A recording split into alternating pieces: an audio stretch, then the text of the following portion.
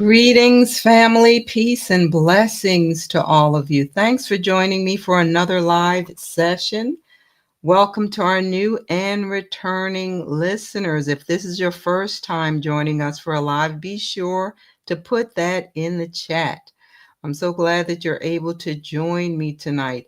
Family, it is a great time to be alive. It really is. We are certainly seeing how these prophecies are unfolding in these last days. As I said, it's a great time to be alive. Yes, things are happening to keep us on our knees, but we already know how things end. He gave us the end from the beginning. For those who belong to Abba Yah, it's a win-win situation either way. You win. I'm sure most of you have heard the news about Charlie Kirk. Can I just say that we are living in the season of Numbers 24:9? Look that up. He's one of the most recognizable faces of MAGA.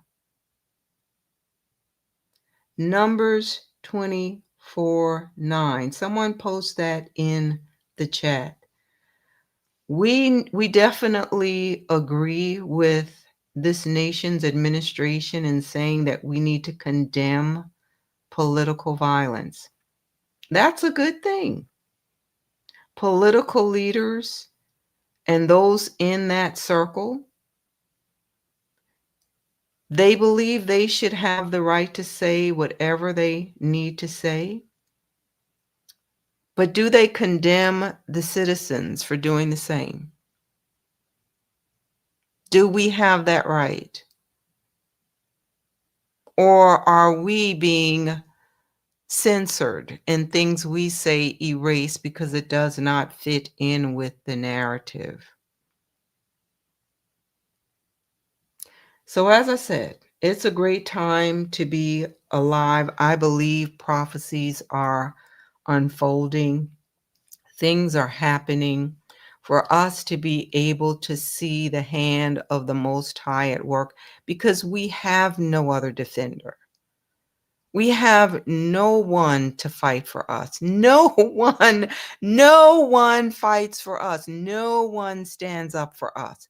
And I believe you're going to see that as we go through this session tonight, that apart from the Most High, we're like sitting ducks.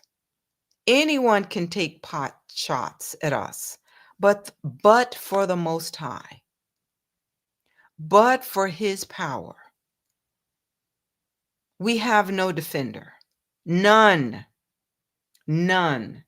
So let's go ahead and dive right into this. It's a fitting topic for tonight, I believe. They are no longer hiding America's racist history. I think we know that. They're taking the gloves off. Children of the oppressors are no longer hiding behind their masks, and they are certainly throwing away their hoods. This U.S. senator said America belongs to them. It's their birthright, heritage, and destiny. So let's listen to this. More notable speeches came from Eric Schmidt, who's the Republican senator from Missouri. His speech posed the question, quote, "What is an American?" Are the sons and daughters of the Christian pilgrims that poured out from Europe's shores to baptize a new world in their ancient faith. America, in all its glory, is their gift to us, handed down across the generations. It belongs to us. It's our birthright. Notice that he intentionally left out the part about his ancestors' barbarism and how they stole the birthright that belonged to others. It's our heritage, our destiny. If America is everything and everyone, then it is nothing and no one at all. We've funneled in millions of foreign nationals to take the jobs, salaries, and futures that should belong to our own children. My word. Just straight up saying all the quiet parts out loud.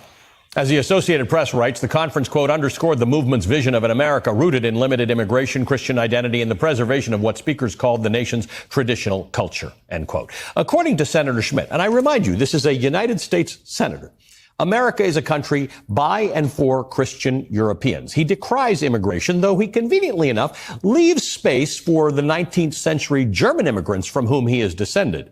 But he excludes non-white immigrants, both those who came here of their own accord and those who did not, like enslaved Americans, the ones whose labor literally built this country. As for Native Americans, he seemed to argue that the violence of colonization and pushing Native people out wasn't too bad because tribes also would go to war with each other. In a particularly chilling moment, Senator Schmidt made this declaration, quote, but America does not belong to them. It belongs to us. It is our home. It is a heritage entrusted to us by our ancestors. It is a way of life that is ours and only ours. And if we disappear, then America too will cease to exist, end quote.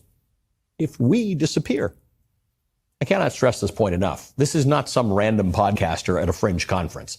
This is a sitting United States senator peddling unabashedly and unmistakably white supremacist language and ideology right out in the open.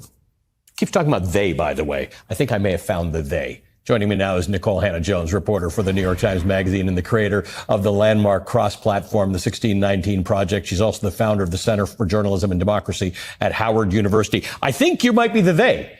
Like when he keeps warning about the they who are trying to take our culture away, and I mean, you don't even respond. I was watching you in the camera when I was reading the stuff and running the quote. You're kind of all over. You're over this. You've seen this movie before.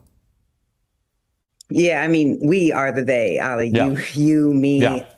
And frankly, millions and millions of Americans. The truth of our history is just so inconvenient right now.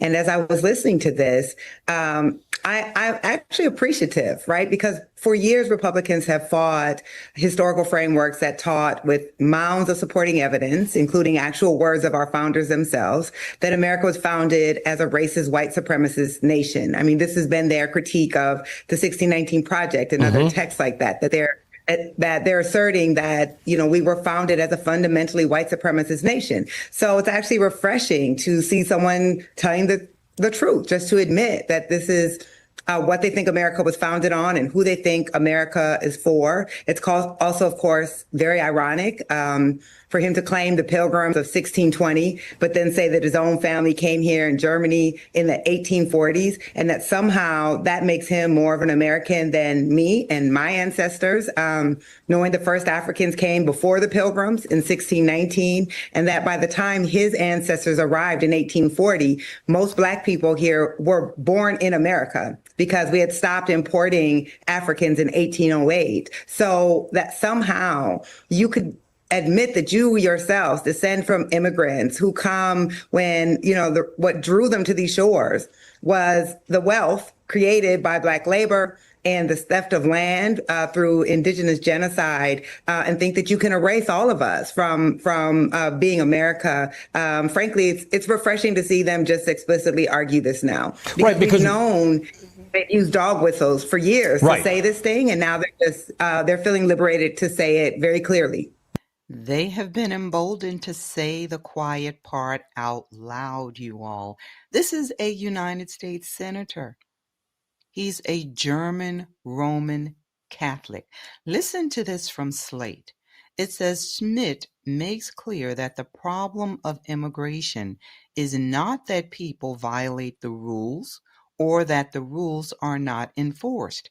It is about non-Europeans stealing the birthright of the descendants of America's original white Christian settlers. In other words, thieves stole what belonged to others and now have the nerve to say someone is trying to steal it from them, the white Christian settlers.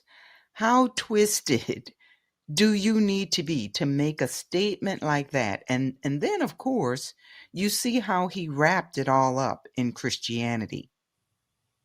It goes on to say that this include German settlers like Schmidt's ancestors, a group at one time considered non-white. but not the Black slaves who built much of the country and whose roots here largely predate his own. Even Christianity itself is eclipsed here. Christianity is meaningful only as a marker of the whiteness of the people who embody it. Can we say again that Christianity is a term used to identify white Europeans? It goes on to say there is no gratitude here except for the white founders who bequeathed this nation to their biological descendants by achieving its manifest destiny and taking it.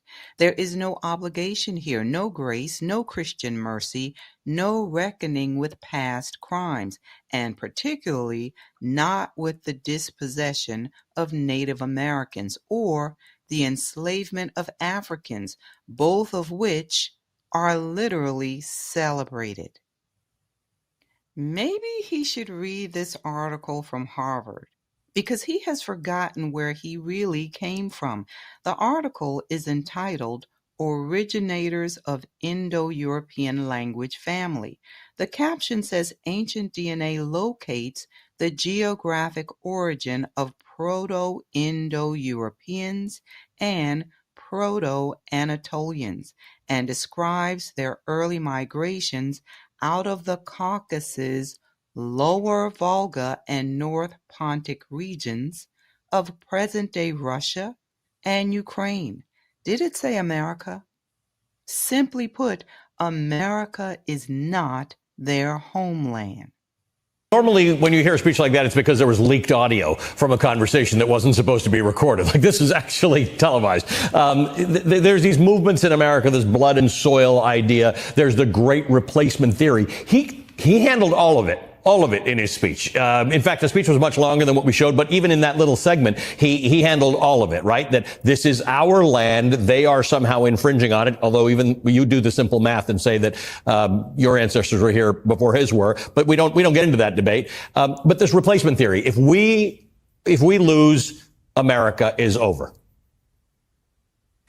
Well, yeah, I mean, that's a very dangerous theory, especially in this moment when we're seeing these mass deportations, when we're seeing Trump saying, next are going to be the homegrowns. It's this idea that it's not even just about who is being allowed to immigrate into our country now, but what is the very essence of who is an American and therefore who should have the protections of the constitutions and full rights as citizens. Well, we've seen that America before. In fact, my father was born into that America, and that is an America with an entrenched racial caste system that is violently enforced. So I think, we can kind of shrug off it or laugh and say that this sounds ridiculous, but they're trying to control the way that we understand the history of this country so that they could control who has access to rights. It is actually chilling to hear a sitting senator say that this country does not belong to all these other people who are living in this country right now. You make an interesting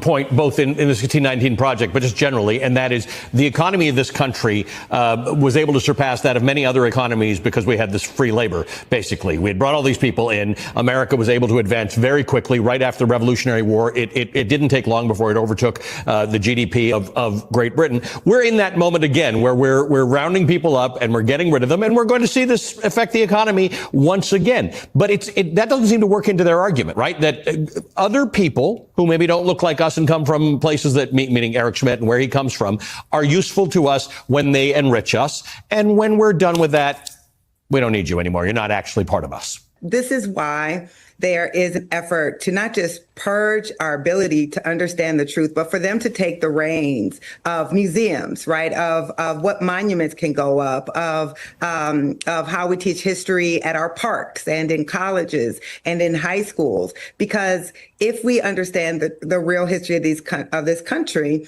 then that argument can't actually stand. But they're trying to legitimize only one race that should hold power in this country, that should be able to access access full citizenship. We've seen this before. And I think we should all be very worried about that it's no longer, as you said, Ali, something that, they would say in a fringe closed meeting room. That very, I would recommend that your readers actually read that entire speech. Yes, yes. I think it would tell you a lot about the vision for America right now.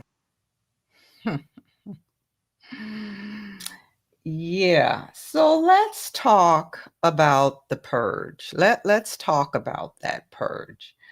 We're going to look at this from MSN. It's entitled, What's Behind Trump's Latest Purge and Why MAGA is No Longer Pretending. They're not pretending, family. The gloves are off. May we be as bold in stating who we are and what scripture says about us and what it says about them. Let's go on. So, the article says, what they are building is not a political movement, but a parallel nation, a MAGA stand, where loyal oaths replace truth. History is scrubbed clean of slavery and racism, and authoritarian obedience is demanded in the name of patriotism. We've certainly seen that. So to be a part of MAGA Stan, you need to be a liar and a deceiver, basically. It goes on to say that this is America's homegrown Taliban, and they're no longer pretending to hide their intentions. When the Oklahoma Department of Education rolled out its new America First MAGA certification exam for teachers, did you all know about that? Designed with the help of a right-wing propaganda outlet, it wasn't about improving education. It was about making sure that any teacher who dares to acknowledge the realities of race, gender, or American history is shut out of the profession. What did Trump say a few weeks ago? Go woke, go broke. So now they're forcing people to take political loyalty tests as a requirement for employment. Well, let's go on. It says that the reality was underscored by Trump's latest tantrum against the Smithsonian and other museums. On his Nazi-infested social media platform, Trump complained that our museums are out of control because they talk about how bad slavery was, racism, and the downtrodden. You all, are you hearing this nonsense? So only talk about how great slavery was. That's what they want. He whined that there is nothing about success, nothing about brightness, nothing about the future. In other words, forget it, assimilate, and move on. The author says what he really means is that America should stop teaching about slavery, Jim Crow, redlining, and ongoing systemic racism, and instead return to a whitewashed myth of national greatness that erases Black, Indigenous, and other marginalized voices. So the racists have been emboldened, and they are coming out of the closet. Listen to this next video. Mike Duffy. 7 investigator Heather Catallo joins us now with more about why an Oakland County probate judge has been removed from her docket. Heather? Mike, a high-ranking probate court official says he's been recording Judge Kathleen Ryan's statements for years. Even though probate court administrator Edward Hutton says he's been harassed by Judge Ryan, he says he does not want this to be about him. Hutton says he's coming forward now because he wants to protect the people who have to face Judge Ryan in the courtroom. The Honorable Kathleen A. Ryan presiding. Good morning. You may be seated. After more than 13 years on the bench, Oakland County Chief Probate Pro Tem Judge Kathleen Ryan is out of her courtroom.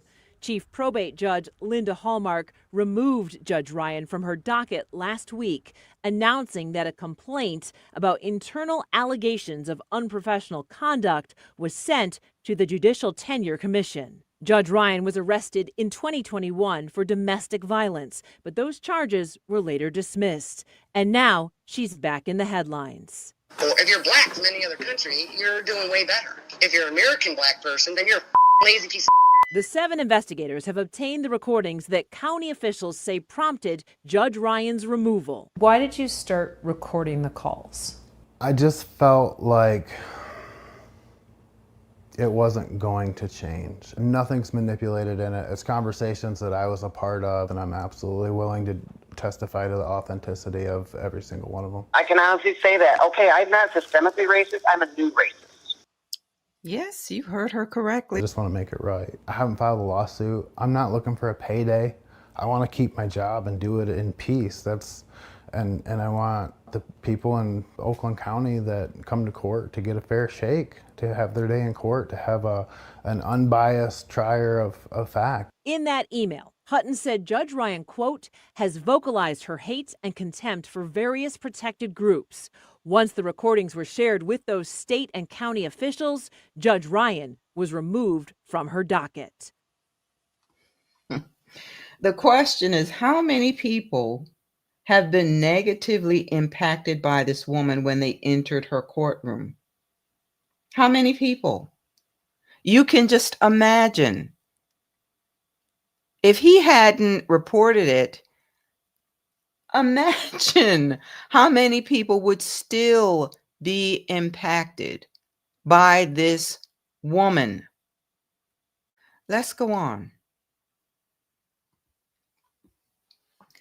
The article says, at the same time, groups aligned with Trump are publishing watch lists of federal workers they call subversives. Yes, they're actually doing that. Lists overwhelmingly filled with women and people of color. Those people are now being hounded, relocated, or forced out altogether. Senior women and Black leaders in the military are being fired or pushed into retirement. These purges are not political. These purges are political, not professional. They're designed to restore the military to a largely all-white, all-male leadership structure. So this Chicago Public Media article says Trump administration's edits are about race-based erasure, not race-blind policy. The author says, some say these changes are minor. I say they are surgical. They are subtle. Yes, but profoundly damaging. As one historian put it, these edits suggest that racism no longer needs to be confronted in America. And that's the point. They want assimilation, family.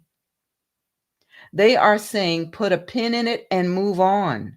We're not going to acknowledge what happened or make any restitution.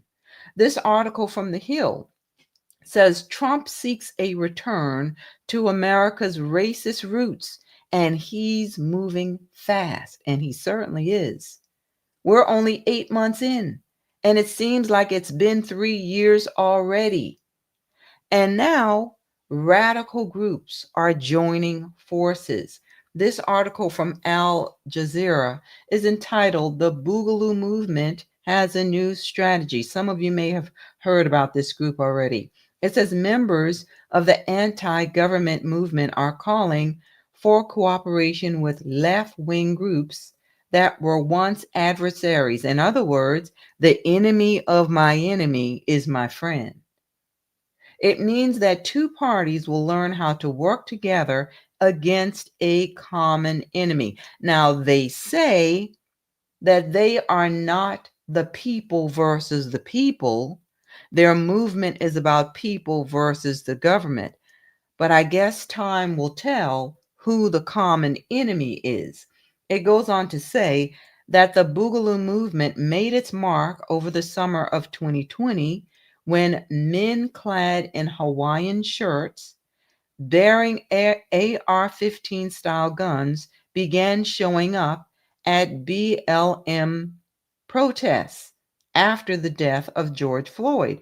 The group attracted white nationalists that hoped the tumult of a nationwide protest movement could be harnessed to start a boogaloo, a term for a second U.S. Civil War born of online meme culture that would devolve into a race war. And we know that they have been wanting that for a while. It's what Dylan Roof said. So, Reese Chenault, an organizer with BLM Louisville, told Al Jazeera there has been no cooperation with the Boogaloo movement and claimed they are not present at demonstrations. Regarding the Boogaloo's moves to work with left-wing organizations, Chenault said he finds it hard for left elements and right elements of the type that they are claiming to remain in the same organization. Panvita says the Boogaloo's cooperation with other groups is less about affiliation and what you call yourself and more about your ideology and what you are trying to accomplish. There are some parts of the country, this is what he's saying, where we work with BLM and we get into fistfights with 3%ers on site. And then there's other places where the local BLM chapter hates us and we work with local 3%ers. So are they two-faced? Are they infiltrating? We will pretend that we're fighting for the same cause, but we're really not, because once we complete the mission, your head will be on that chopping block. This is where we are, family. Know them who labor among you. Too many of these folks are manifesting a split personality or dissociative identity disorder. I use their medical term, but we know what this really is. This disorder is tied to the dual identity of this nation. One image that is presented to the world is that of the charitable Christian nation. But then there is another image of oppressive, barbaric behavior that is kept hidden, like this one. Black neighborhood in St. Louis says government poisoned them during Cold War tests. And guess what? They admitted it. Why did they do it? They wanted to mimic Moscow's environment during the Cold War. What kind of people are these? You're supposed to trust that the government is going to do everything in its power to protect its citizens, right? Right? Let's look at excerpts from this article from The Root. A professor says Black people need to know about white Christian nationalism and Douglas Wilson, the man who is the face of the movement. The article says there is a form of Christianity that has exploded in popularity among Trump's MAGA base that pose a clear and present danger to people who are the descendants of enslaved people. And there is a man who is the current face of this movement that has the ears of high-ranking members of the presidential administration. So did Charlie Kirk. It says not many Black folks are talking about it, but we need to. Well, why is this man feeling a need to warn us about these people? So it says white Christian nationalism is attempting to rewrite the narrative of Jesus, just like they have rewritten the narrative of January 6th, says Dr. Eric Gill, Director of Theological Field Education at Phillips Theological Seminary. He says regular Christian nationalism wants to merge Christianity with Americanism. So, for example, if you hear someone say America is a Christian nation, then you are hearing from a person who is flirting with this ideology. He says white Christian nationalism goes even further. Many who believe in this form of Christianity hold that American slavery was good because it introduced Black people to Jesus, which is an absurd notion because there are Black people mentioned in the Bible. Can we just say about 99% of it is about dark, melanated people? So this professor says, surveys show that individuals who attend these kinds of churches hold less favorable views of immigrants and racial minorities, and they are also less likely to believe that racism is a problem in America. Well, we have those who look like us saying it's not a problem. Tim Scott, America is not a racist country. Yeah, it goes on to say it goes on to say that there is a white Christian nationalist pastor who has become something of a rock star recently, and you need to know his name. So this is Douglas Wilson. It says the beliefs he pushes invariably evolve into a righteous takeover of society and an enforced faith rather than a chosen one that is rooted in white male dominance. In a sermon given at his church in Moscow, Idaho, Wilson said, all men exhibit the image of God equally, but all cultures are not equal. Double tongue, forked tongue, that's what that is right there. So how many of us would have said amen to what that man just said when we were in churchianity? Let me say it again. All men exhibit the image of God equally, but all cultures are not equal. Did you catch it? You know why? You know why we would have agreed to it? Because too many of our people have a hard time believing that European pastors and teachers would intentionally twist the scriptures to promote white supremacy. But that is exactly what a lot of them did, and many are still doing it. Because we didn't know who we were as a people, we swallowed all of their garbage, like the curse of Ham lie. So this is what Wilson said in the sermon. He said, we have orchestras playing the Brandenburg concertos compared to someone beating on a hollow log with a couple of sticks. He goes on to say that these cultures are different because of the uneven progress of the gospel throughout the world. Really? The author says he is imploring those listening to his words to spread the truth of the gospel that he implies has been fully revealed to white people. This is old racism. What he's saying is that certain cultures, the white ones, are intentionally or inherently superior to others. And you all, this is why a lot of white Christians cannot sit under the teaching of Black preachers. I remember being involved in one of those MAGAs. It's about 18,000, I guess. And out of a crowd, and the preacher was very popular. We're talking about a melanated preacher. So the majority of the congregation, overwhelming majority, was our people. And over the years, just counting the number of white parishioners, you can count them on one hand. 18,000 people. And I think it got as high as 20,000. You can count it on one hand.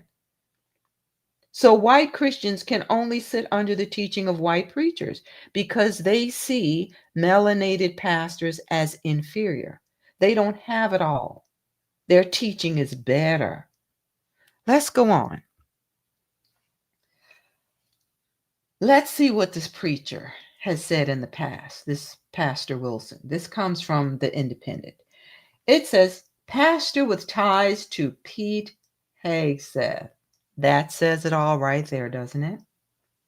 Pastor with ties to Pete Hegseth claims slavery promoted affection between the races in the South. He said slavery as it existed in the South was not an adversarial relationship with pervasive racial animosity.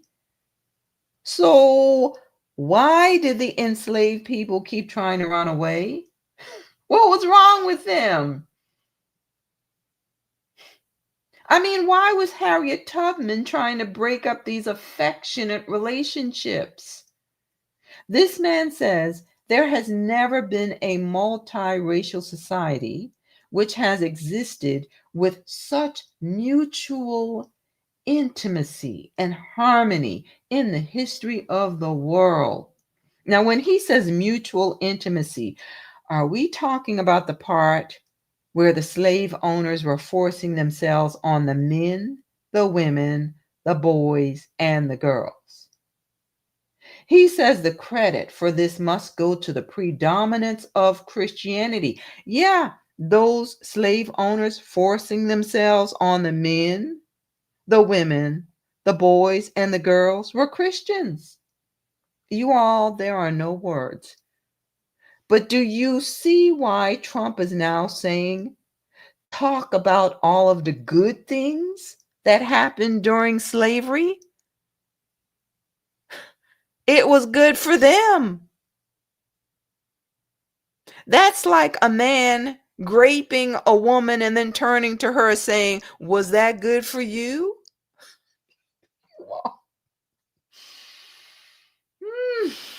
It says he added that in spite of the evils contained in the system, we cannot overlook the benefits of slavery for both blacks and whites. I need you all to make a list of benefits that we received and post them in the comment section. All of those benefits. Because obviously we need to be reminded of those things so that we can give thanks. It says slavery produced in the South a genuine affection between the races that we believe we can say has never existed in any nation before the war or since. Now, can you believe he fixed his face to say that? Next, we're going to hear that the enslaved people were delighted when their children were taken and sold to other plantation owners, or when slave masters and their hired help forced themselves on them, or better yet, when they had to endure the lash for looking a white person in the eye. It was a lot of fun for us, wasn't it? Now let's go back to the article from the Root. It says, what is new about Wilson and people who think like him is how aggressively they are spreading these ideas. You mean spreading these lies. It says after the 60s, most white churches tried to hide their racism. Now, white Christian nationalists are letting their freak flag fly, letting their freak flag fly. But what's worse is that people like Pete Hegseth had publicly endorsed Wilson and is a member of one of the pastor's churches. So this professor says we must pay attention to white Christian nationalism in general and Douglas Wilson in particular. Who knows what kind of crazy policies they would push now that he has friends in high places in the government? I think we can already see what type of policies they would push. America is a nation with two faces, family. Do you remember the video I shared last time from the woman who was raised in the Mormon church? What did she say? I think that most people are picturing those neo-Nazi groups. They're picturing the skinheads. They're picturing the Klan. They're picturing all of that stuff. But what they don't realize is that there are white supremacists here in America today, and a lot of them, so many of them, that are packaged in Jesus and packaged in church, and they wear little crosses and they look really sweet, and they're absolutely not. They pretend to be sweet little Christians, but they are absolutely not. Take heed to that statement. It should be an eye-opener. When we say things like this, we get pushback, even from our own people who say it's racist. Will you listen to them? They're saying it, and they're telling you that a lot of their people have split personalities. This woman grew up in Mormonism, was involved in MAGA and far-right groups. It would be one thing if we didn't already have proof of this. We can look at the things they've done in the past. But now you hear someone admitting it. How can you simply turn a deaf ear to it? Listen to what she says about eugenics. I believed that blacks were cursed. I believed that there were white Indians and dark Indians, and that the dark Indians that are still around were cursed, and that I shouldn't mix my blood with them. That's why God gave them brown skin, so that I would look at them and be like, oopsie daisies, I better not have a baby with you. People do ask me about blacks in the Mormon church now, because they see people like Lucky Blue Smith, who's married to Nara, and that's because in 1979, the priesthood ban was lifted. And so black people, for the first time ever, were allowed to go through the temple and be members of the church, just like the white people. And in recent years, the church has just been kind of burying the fact that they're racist, but they still are. They have never publicly apologized. They have never taken these scriptures out of the scriptures. They have never really dialed back any of the doctrinal teachings. They're just pretending like it's not there, kind of like how China bulldozed Tiananmen Square so that we would all forget about it, but we still remember it. So why would the Mormon church leave those passages in their Bible? They're still entrenched in those ideologies. So yes, there are black people in the church today. And ironically, most of the growth in the Mormon church today is in Africa, where Americana is kind of trendy. They really like the American culture, and they don't have any idea that they're all joining America's friendliest white supremacist cult. And I know that you guys are going to have the same question in your head that I have. I've been told that the translations of the Book of Mormon into some of the African languages modify these verses around the curse of blackness. So my former church has mysteriously and very stealthily just erased all of their racist teachings so they can make big money off of Africa. Here's where I want to kind of end this. When I was my Mormon trad wife self, and I had at one point 5 kids, would go to the grocery store, would go to the park or something, and people would ask us why we had so many kids. And that was always the talking point. And I never knew how to answer that because the answer was eugenics. I believed that we were superior. We were superior spiritually, genetically, in every way that there is to be superior. And so we were trying to bring all of God's spirit children to our family that we possibly could, so that those spirits wouldn't have to go to all of the other despicable people's homes. That was the answer. That's why Mormons have such big families. I feel like if I had told the real answer, I wouldn't have had very many friends. Building a superior people is the primary focus of Mormon couples on the earth today. And I don't think that most people out there have any idea how many millions of people there are across our country who share this same ideology. I think those sharing the same ideology are already out of the closet. If you haven't noticed, a lot on that bandwagon. They're promoting having more children.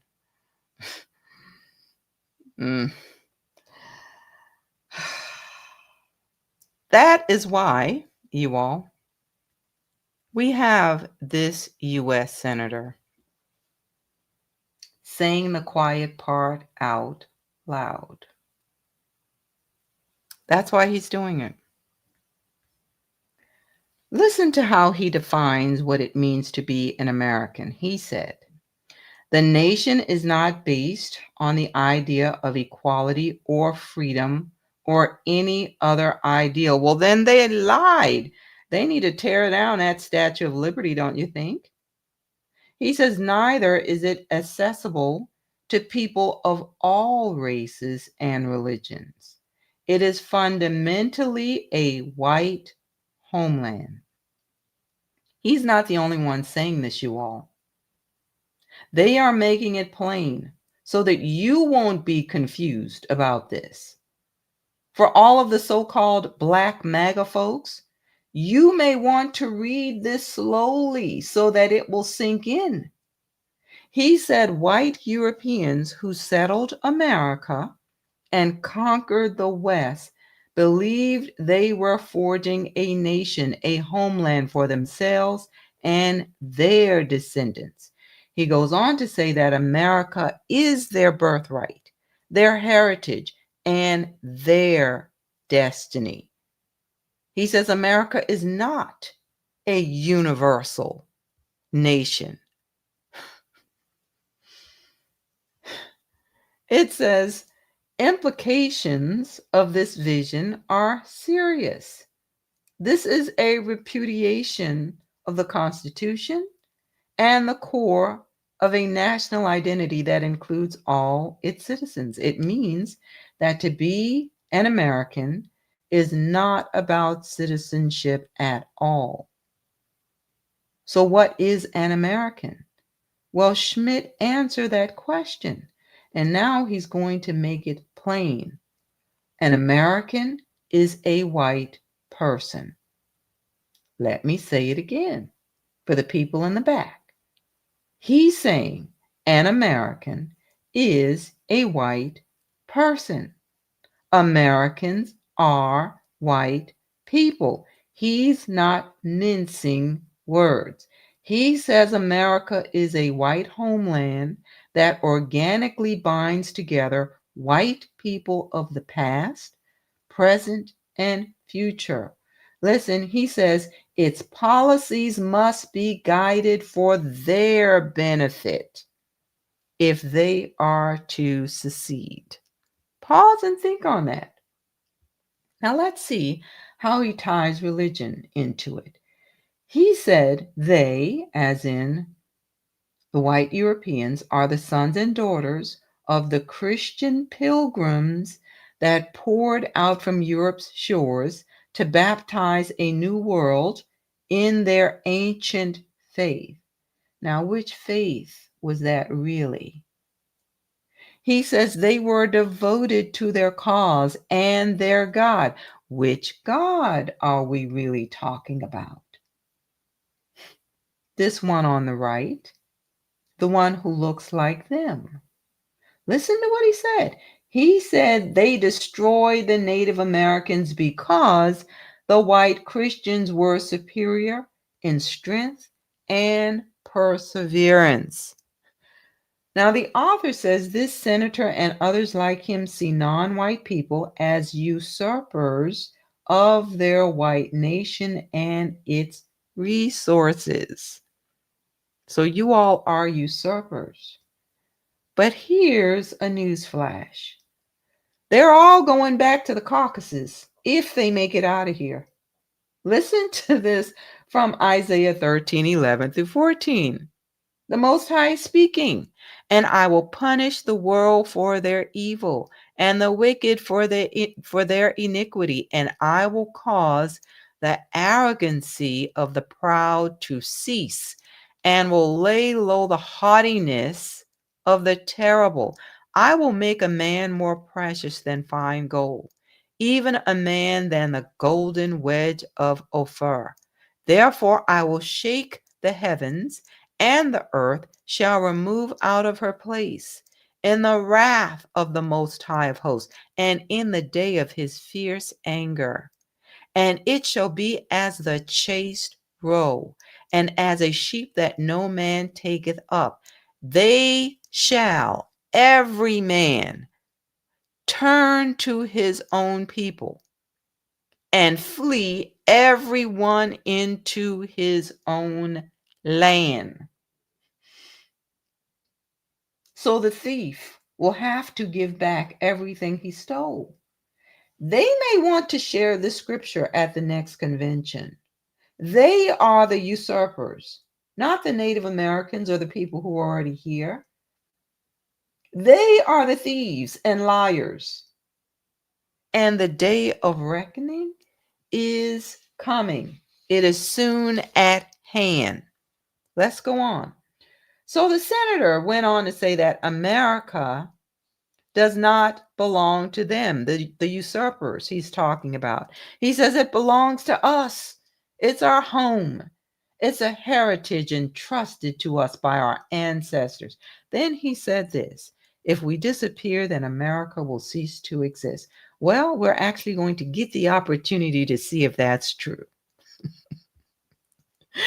The author now says this about the senator's speech. He says, even Christianity itself is eclipsed here. Christianity is meaningful only as a marker of the whiteness of the people who embody it. I've been saying that for quite some time now. He says there's no gratitude here except for the white founders who bequeathed this nation to their biological descendants by achieving its manifest destiny and taking it.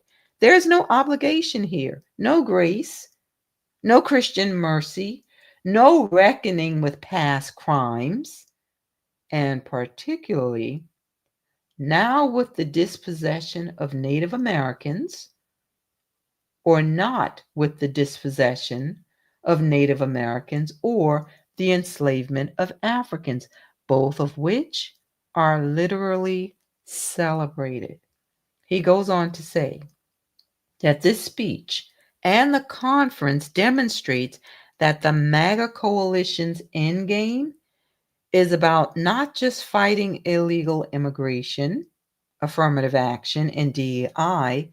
It's ultimately about a white Christian nationalist vision of America that claims ownership of power and resources for white Christian Americans alone. Alone. All others are here on sufferance and must remember their place as such. That such a sitting U.S. senator should make such a speech without shame or pushback by his party, those serving with him in office, highlights the extent to which it represents where that party now stands. That part. Because you have to ask, why didn't his melanated colleagues take him to task on this? Is it because they've accepted their place? Now, remember what was covered in the session I did about the role of the Senate. They are there to protect the establishment. So they're only going to push back on certain issues. This article from The Nation says Black MAGA supporters have made their peace with racists.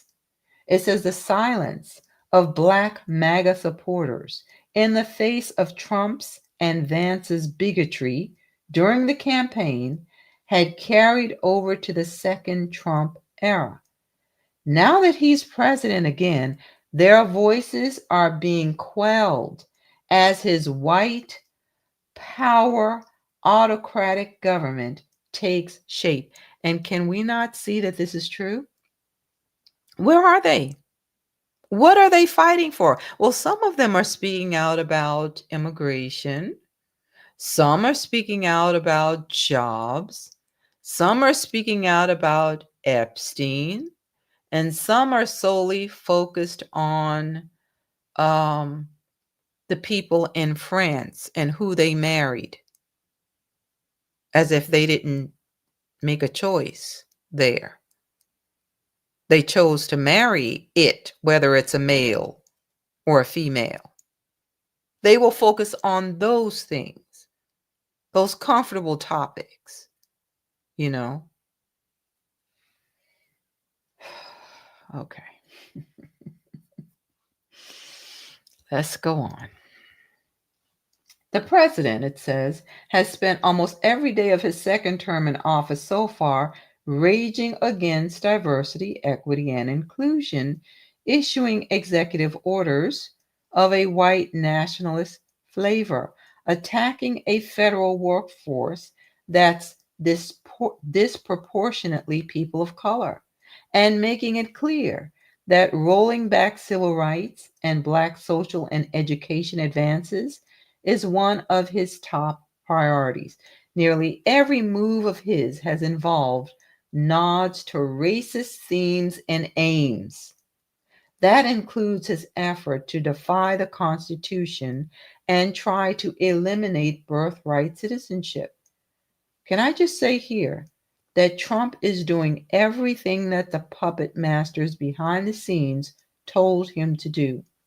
No more, no less. Just like Obama.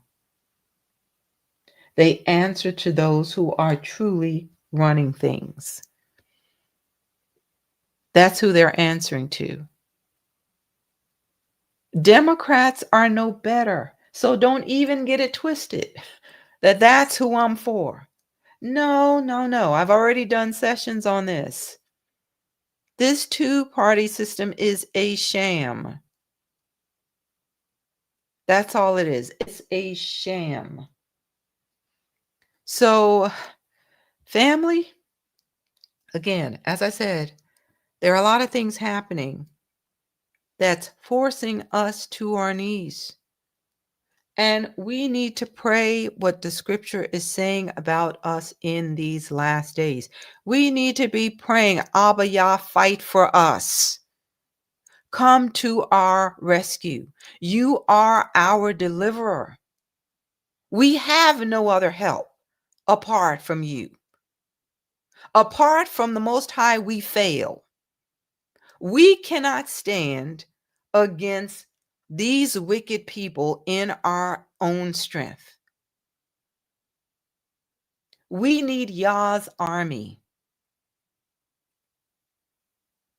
We need them to stand up. We need the breath of life breathed into the family of Yasharel. We need them standing up on their feet. We need to say what he has already said. We win. We need to pray for the wicked to be exposed. We need to pray that all of their wicked plans and devices will fail and turn upon their own heads. All of the wicked plans that they've planned against us, the traps and the snares, let them reap what they have sown. Let us see your mighty hand at work on our behalf, Most High. Again, we need to say what he has already said. How will it end?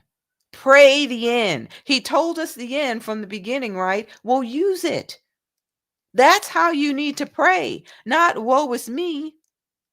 Look at all these what these folks are doing. They can only do what they're allowed to do and no more. Put the Most High in remembrance of his word, family. He has given us an oath and a promise. And he's not a man that he should lie, nor the son of man that he should repent. Has he said something that he will not do? We need our warrior to fight for us. We need him to defend us because we have no other defense. Nowhere. Nowhere.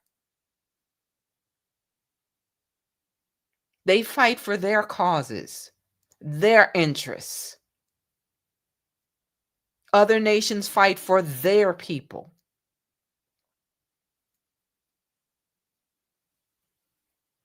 So we need to put the Most High in remembrance of his word, because we can't fight this battle. Not in our strength. What are we going to fight with? These folks have weapons of warfare. So what do we have? The word. We have the sword that comes out of our mouth, and we need to speak it. We need to declare it. Everything that they're using against us, let it fail against us. Let them reap it. Let them reap it. Let them fall into confusion. Let them fall headlong. The ditch that they dig for us, let them fall into it. We need to be as bold as they are. They are saying it and they are making no apologies. So we won't either. We won't either. I'm looking forward to the day when the wicked cease from troubling. Looking forward to that day. So, just FYI, if you have not hit the like, please do so. And also, YouTube has introduced this new hype feature to promote small creators. So apparently, when you look on the side where the dots are and you scroll down, you can see a hype tab there. So if you believe that the messages are beneficial to you and you're getting something out of it, then consider using the hype feature and we can see how it works. We'll see. We know what they've been doing to try to stifle some things. So let's see what you all are saying. A bit heavy tonight, but look, we need to stop playing with these folks. They're not playing. They are serious. They're saying what's on their mind and their hearts. It's coming out. They're out of the closet, taking no prisoners. Well then, hey, let's pray. Let's pray like we mean business. We need to be talking to the Most High often. See us, Abba. See our need for you, Father. See our need for you. We have no other defense. Come to our rescue. We need our warrior. We need your salvation. All right, so let's just look at a few things here. Sister Vita says, we are hiding under the shadow of Yah's almighty wings. That's exactly where we need to be. In the secret place. In the secret place.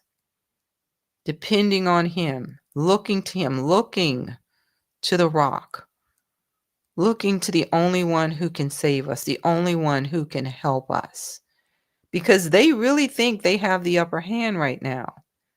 They have been emboldened. It's like we can do whatever we want to them. We'll spray them with whatever we want to spray them with. No one's going to tell us what we can and cannot do. So we need Yah's mighty hand to prove them wrong. To prove them wrong. All right, so let's see what else we have here. Someone did post Numbers 24:9. Let's get it up there. He lay down as a lion, and as a great lion, Who shall stir him up? We need to be stirred up, family. Blessed is he that bless thee, and cursed is he that curse thee. We need to be saying it, reciting it. When they curse us, what does it say? Curse will he be who curse us. Blessed will they be who bless us. So put the Most High in remembrance of his word. Put him in remembrance of his word. Lizette says, we have to be vigilant as we seek the Most High for certain. This is no time to be sleeping. We need to be about his business and know what he's saying to us in these last days, because I don't know about you, but you should be able to see the writing on the wall. You should be able to see it. Oh my goodness. Yeah, they really are, Shaya. I can kind of see that happening. It's going to change the topic from the other thing, if you know what I mean. But we know that the Most High has all of this under control. B. Francis says it's crazy how when it's one of us, it's backlash, but when it's one of them, it's praise. And you all don't forget about MK Ultra. They're still doing that. All of these attacks that don't seem to make sense, it's just kind of out of place. Like, what is this really doing? But you see how it's going to create a narrative. You need to be thinking, okay, what's really behind this? What's really behind this? Lamp of Oil says they replaced their hoods for red MAGA caps. Mm-hmm. The whole truth, so help me, Yah, says fear is a motivator. Yes, it is. Yes, it is. So we need to know who we're dealing with here. We need to understand what we're dealing with. They use this banner of Christianity, but we need to look at that other face. You need to keep that other face out there. Sister Alma says we're leaving so they can have this country and the judgment that comes with it. Certainly is going to be judgment. Son of Yaakov, imagine a world without Esau anymore. What a beautiful, peaceful world. I'm telling you, like I said, I'm just looking forward to that day when the wicked will cease from troubling. Dorothy says he is a liar. They are the original immigrants. Such foolishness. Oh no. You can't tell them that.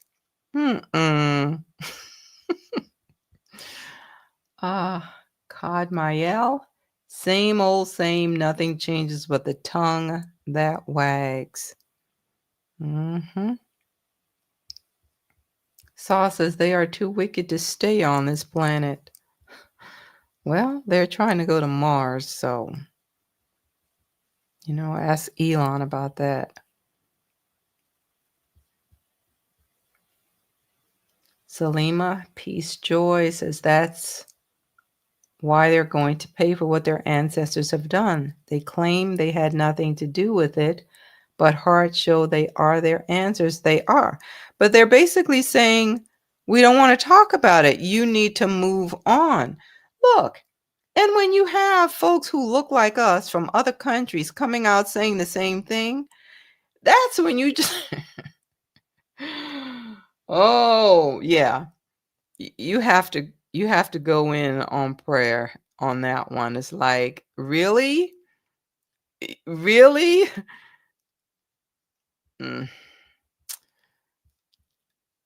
Well, Dorothy, that's what they're saying about us, that we have no culture. That we have no culture. Some are saying we have no culture. Let's see.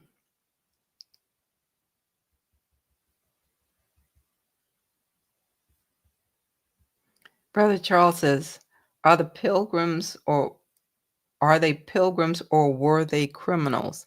I don't know. I don't know. Yeah, that says it all about who he is, Minister Gwinnett. It says it all. J. Smith, not just the labor, the knowledge as well. That's a good one right there. Cursed is anyone who steals property from a neighbor by moving a boundary marker. Absolutely. Absolutely. Mm, mm, mm. Let's see. Get a few more. How you doing, Brother Harold? He says German Roman Catholic. Okay, you just went on in. Oh my goodness, you just went on in. Put it all out there. As I said, we get pushback mostly, well, not mostly, but a lot of it is from our people. It's like, oh, but that's not love. Mm. What exactly is love? Because if we say the Most High is love, and we see all these scriptures where he talks about judging and what's going to happen, he judged us. Was that love? Was that love? He is loving and he is kind, but he is also just.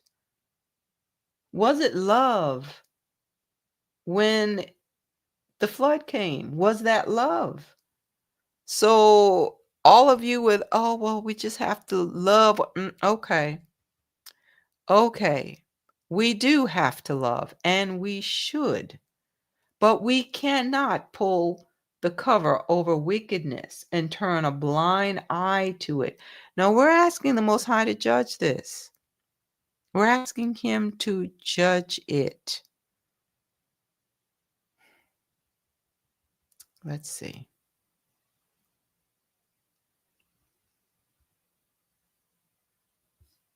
Egypt says whatever they think they are building will fall, and by their own hands. Yes. Yes, because they think they've gotten away with something. They really think they've gotten away with it. And now it's almost like we're going to force you all to stop talking about this because we don't want to hear it anymore. So stop talking about it. No, we're not going to stop talking about it. And we're going to put scripture on it too and say exactly what the Most High has said about these things. We're not going to stop talking about Joel 2. We're going to keep talking. So, I don't know. Might need to get some earplugs or something. There you go, Brother Charles. How can we move on when they're still doing the same things that they've done for the last 400 years? Over 400 years. Move on? How are we going to move on?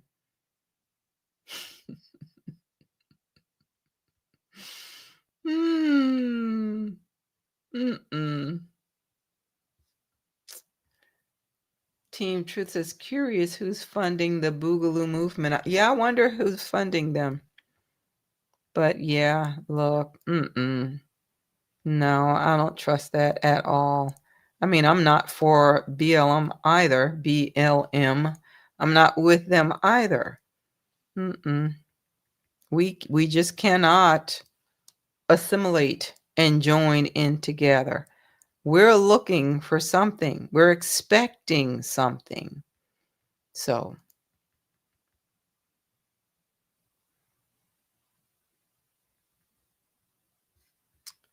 Quad Mael says Moscow was full of black people during the Cold War. Seems like the world would have used a similar group to run their tests. Yes, chosen daughter of Yah. Evil and diabolical.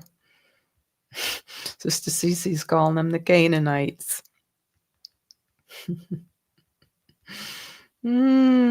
Just a few more, and then we're going to wrap things up. Trying to get through a few more here. Uh, Carla says, yes, they introduced us, JC, all false god that has a stronghold on to or on us too, I believe is what she's saying.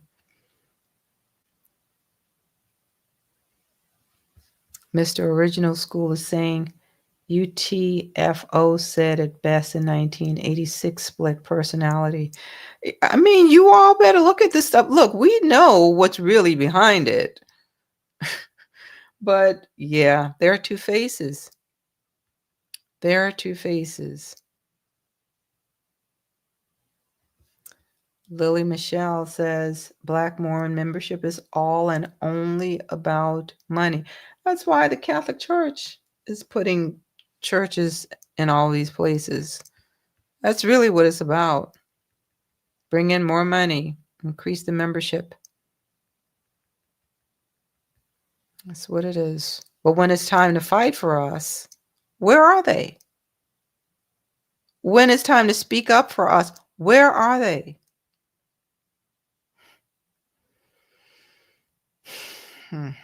Council's girls, I hope that they are preparing their children for Joel 3.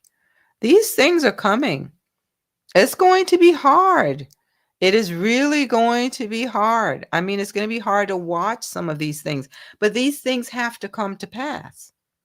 We know that. They have to come to pass. So we need to be praying, that Abba Yah gets us through it, because we know that sometimes with sheep, you can be moved by your emotions. So we need to follow in his ways so that we know, who the people are who are for him and those who are not. So, all right, let's see. Yeah, how can they bequeath stolen land? Answer that. You're going to give away something that you stole.